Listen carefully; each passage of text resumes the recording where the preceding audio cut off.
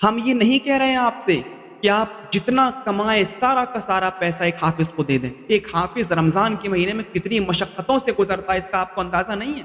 اس لیے کہ قرآن کی قیمت دنیا کا کوئی بڑا سے بڑا مائی کا لال بھی ادا نہیں کر سکتا۔ اس کا حافظ سے پوچھو، روزہ افطار میں بھی تھوڑا سا وہ کھاتا ہے تاکہ ہماری پڑھاتے وقت ہماری سانس نہ پھولے۔ روزہ افطار کرنے کے باوجود بھی وہ تھوڑا سا کھاتا ہے تاکہ اس کو پڑھانے میں دقت نہ ہو۔ اس کے بعد پھر وہ عشاء کی نماز پڑھانے کے بعد، تراویح پڑھانے کے بعد پھر وہ کھانا کھاتا ہے۔ تراویح جو حافظ پڑھاتا ہے تو کیا اس کو نذرانہ دینا چاہیے یا اس کو تحفہ دینا چاہیے یا اس کے لیے چندہ وغیرہ کرنا چاہیے؟ مسجد کے لوگوں کو گھومنے کی ضرورت ہے، نہ ان کو گھر گھر جا کر کنڈی بجانے کی ضرورت ہے، نہ ان کو چندہ وصول کرنے کی ضرورت ہے۔ اگر آپ یہ ہر سال کا یہ مسئلہ ہے، لوگ طنز کے طور پر بھی کہتے ہیں، کچھ لوگ تو جاننے کے طور پر بھی کہتے ہیں، علم حاصل کرنے کے لیے بھی کہتے ہیں، لیکن زیادہ تر اس میں منفی سوچ والے ہوتے ہیں، نگیٹو سوچ رکھنے والے ہوتے ہیں، اور یہ کہتے ہیں کہ کیا تراویح جو حافظ پڑھاتا ہے تو کیا اس کو نذرانہ دینا چاہیے یا اس کو تحفہ دینا چاہیے یا اس کے لیے چندہ وغیرہ کرنا چاہیے؟ تو میرے بھائیوں، اس معاملے میں صاف طور پر یہ چیز ہے کہ آپ قرآن کی قیمت کو ادا نہیں کر سکتے۔ بدلہ صرف اور صرف اللہ تعالیٰ دیتا ہے۔ قرآن کا بدلہ کوئی ٹاٹا، برلا، امبانی کوئی بھی قرآن کا بدلہ دے ہی نہیں سکتا۔ آپ ایک حافظ کو جو نذرانہ تحفہ دیتے ہیں وہ اس کی محنت کا پیسہ ہوتا ہے، وہ اس کے وقت کا پیسہ ہوتا ہے، وہ اس کے ٹائم کا پیسہ ہوتا ہے۔ مثال کے طور پر اگر آپ کو لکھنؤ سے دلی جانا ہو تو آپ اگر بائی ٹرین جائیں گے تو 200-250 روپے میں آپ دلی پہنچ جائیں گے، اور ٹائم آپ کا لگے گا تقریباً 10 گھنٹے یا 11 گھنٹے۔ لیکن اسی لکھنؤ سے آپ ٹرین کا سفر چھوڑ کر آپ اگر فلائٹ پکڑتے ہیں تو آپ 2 گھنٹے میں دلی پہنچ جائیں گے، 1.5 گھنٹے میں، لیکن پیسہ آپ کا خرچ ہوگا تقریباً 10 اور 11 ہزار روپے۔ تو یہ زیادہ اور کم پیسہ جو لگ رہا ہے، دوری اتنی ہی ہے ٹرین سے بھی اور فلائٹ سے بھی، لیکن آنے جانے میں جو وقت بچ رہا ہے آپ کا، وہ اسی وجہ سے کہ آپ نے فلائٹ کو پکڑا ہے، وہ آپ کو جلدی پہنچا رہا ہے اور آپ کا ٹائم وہ بچا رہا ہے، اس لیے اس میں پیسہ زیادہ ہے۔ تو وقت کی قیمت ہوتی ہے، قرآن کی قیمت آپ ادا نہیں کر سکتے۔ دنیا کا بڑے سے بڑا مائی کا لال بھی قرآن کی قیمت ادا کر ہی نہیں سکتا۔ ہاں، حضرت عمر فاروق رضی اللہ تعالیٰ عنہ نے جو بارڈروں پہ لوگ تھے، ان کی تنخواہیں مقرر کر رکھی تھی بیت المال سے، حافظوں کی، اماموں کی، مؤذنین کی، انہوں نے تنخواہیں مقرر کر رکھی تھی۔ تو ایک حافظ کو آپ اگر نذرانہ دیتے ہیں، تحفے کے طور پر دیتے ہیں، تو یہ اس کے لیے جائز ہے اور حلال ہے۔ البتہ یہ سوال کرنے والے جو یہ کہتے ہیں کہ تراویح کا پیسہ نہیں لینا چاہیے یا جائز نہیں ہے یا چندہ نہیں کرنا چاہیے، ان لوگوں کو یہ سوچنا چاہیے، ان لوگوں کے لیے جس بستر پر اور جس بیڈ پر اپنی بیوی کو اور جہیز کے وہ سوتے ہیں، اس پر سونا ان کے لیے حرام ہے۔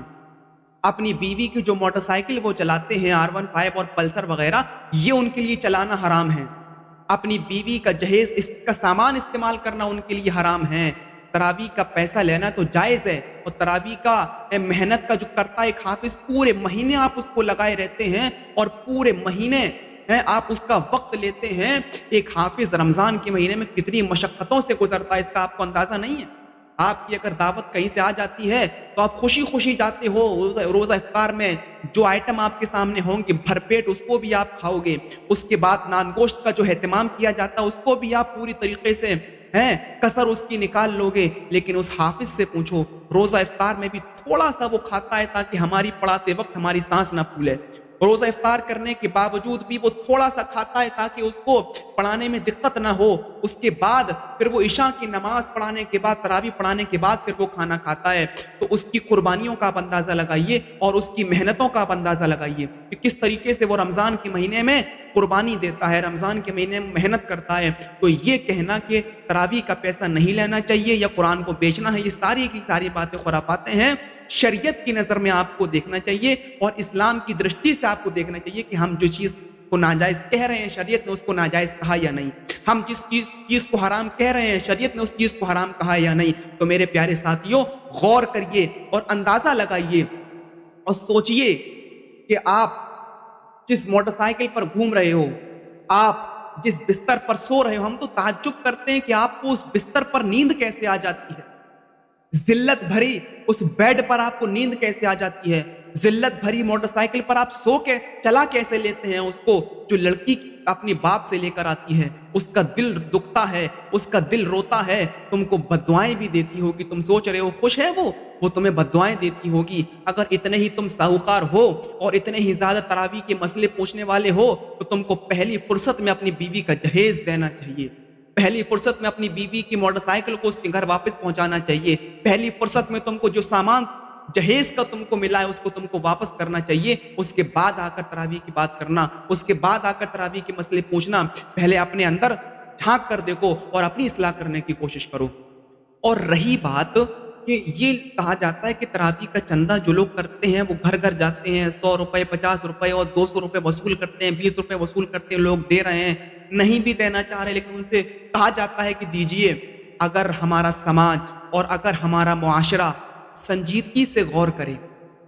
اور خود لا کر ایک حافظ کو دے، تحفتاً دے، تو پھر کیا کہنے؟ نہ تو مسجد کی کمیٹی کو جانا پڑے گا کسی کے گھر، نہ ان کو محلے محلے گھومنا پڑے گا چندہ کرنے کے لیے۔ جو لوگ مہینے میں لاکھوں کماتے ہیں، سوا سوا لاکھ جن کی تنخواہیں ہیں، ہزاروں روپے جن کی تنخواہیں بندھی ہوئی ہیں، بزنس میں جو اچھا خاصا مہینہ ایک اماؤنٹ اپنے گھر میں لے کر آ رہے ہیں، ایک سال میں اگر وہ ایک حافظ کو وہ ان کی مسجد میں تراویح پڑھا رہا ہے، ایک سال میں اگر وہ اس کو دے دیں 5,000 روپے 10,000 روپے، اگر 2-4 لوگ لا کر اس کو دے دیں تو مسجد کی کمیٹی کے لوگوں کو گھر گھر بھیک مانگنے جانے کی ضرورت نہیں ہے، مسجد کی کمیٹی کے لوگوں کو محلے محلے گھومنے کی ضرورت نہیں ہے، مسجد کمیٹی کے لوگوں کو ڈائری بنا کر اس میں اس نے اتنے دیے، اس نے اتنے دیے یہ لکھنے کی ضرورت نہیں ہے۔ ہم نے خود اپنے آپ کو اتنا گرا لیا ہے اور اتنے نیچے استر پر ہم پہنچ چکے ہیں اور اتنا زیادہ نیچے ہم چلے گئے ہیں کہ ہمارے آج محلے میں حافظ کے لیے چندہ کیا جاتا ہے اور محلے میں جا کر اس کے لیے تراویح کے لیے چندہ مانگا جاتا ہے۔ میرے بھائیوں، اپنے اندر کی غیرت کو جگاؤ اور ضمیر کو جگاؤ۔ اگر اللہ تعالیٰ نے تم کو دیا ہے تو تم کو خود پہل کرنی چاہیے اور تم کو خود کوشش کرنی چاہیے کہ ایک حافظ کو لا کر خود دے دیں، مسجد کے لوگوں کو جانے کی ضرورت نہ پڑے۔ یہ بھی ایک شکل نکالی جا سکتی ہے، لیکن جب ان لوگوں نے ہاتھ پیچھے کھینچ لیے ہیں اور جب دینا ہی نہیں چاہتے ہیں تو لوگوں کو نکلنا پڑتا ہے اور مجبوری میں جانا پڑتا ہے۔ لیکن اس سے پہلے ہمیں اپنی یہ ذمہ داری کو ادا کرنا پڑے گا اور ہم ادا کرنا چاہیے کہ خود لا کر اس کو دے دیں تاکہ ہماری کمیٹی کو گھومنے کی ضرورت نہ پڑے۔ ہم یہ نہیں کہہ رہے ہیں آپ سے کہ آپ جتنا کما رہے ہیں، جتنی آپ کی تنخواہ آ رہی ہے، جتنا آپ کو مہینے میں بزنس میں پروفٹ ہو رہا ہے، سارا کا سارا دے دیں۔ ہر ایک انسان کمانے والا جو محنت کرتا ہے، جو مزدوری کرتا ہے، جس کو تنخواہیں ملتی ہیں، جس کا اپنا بزنس ہے، اگر ہر ایک انسان 500 روپے ایک اماؤنٹ اپنا بنا لے کہ رمضان کے مہینے میں ہمیں حافظ کو دینا ہے تراویح کے لیے 500 روپے، صرف 500 روپے کا ایک نوٹ اگر وہ عہد کر لے تو اگر 50 لوگوں نے بھی دیا، ایک محلے میں 50 سے زیادہ لوگ ہوتے ہیں کمانے والے، ہم ایک سسٹم کے طور پر بتانے کی مثال کے طور پر آپ کو بتا رہے ہیں، اگر 50 لوگوں نے بھی اس کو 500 روپے دیے تو تقریباً اس کے 25,000 روپے بن رہے، صرف 50 لوگوں نے۔ اور یہ 500 روپے ان لوگوں کے لیے ہیں جن کے اپنے اپنے بزنس ہیں، جن کے اچھے اچھے کاروبار ہیں۔ ان سے زیادہ بھی لوگ ہیں جن کی تنخواہیں لاکھوں میں ہیں۔ ہر ایک انسان اگر 500 روپے بھی دے رہا ہے، 500 روپے، 1000 اور 2000 کی بات ہم نہیں کر رہے ہیں، صرف 500 روپے مہینے میں، رمضان میں، سال میں ایک مرتبہ، اور اگر اس محلے میں 50 لوگ بھی ہیں اور 500 روپے اگر سب نے دیے تو اس کے تقریباً 25,000 روپے بن رہے۔ 25,000 روپے اتنا تو ایک انسان دے سکتا ہے۔ جس دور میں موبائلوں کے ریچارجوں کی قیمتیں بڑھ جائیں اور اگر ہمارے گھروں میں 4 موبائل ہیں یا 3 موبائل ہیں تو سارے موبائلوں میں ہر مہینے 1,000 روپے والا ریچارج ہم کروا لیں، اس انسان کے لیے سال میں ایک مرتبہ حافظ کو 500 روپے دینا مشکل ہے؟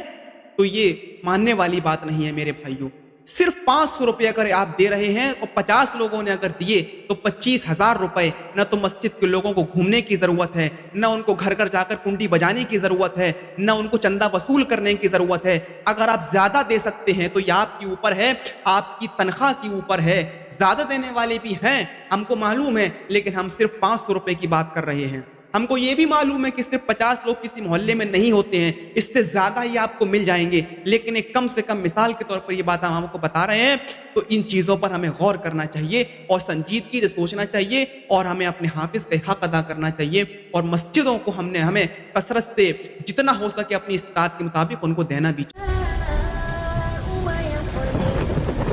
إنه كان بعباده خبيرا بصيرا ولا تقتلوا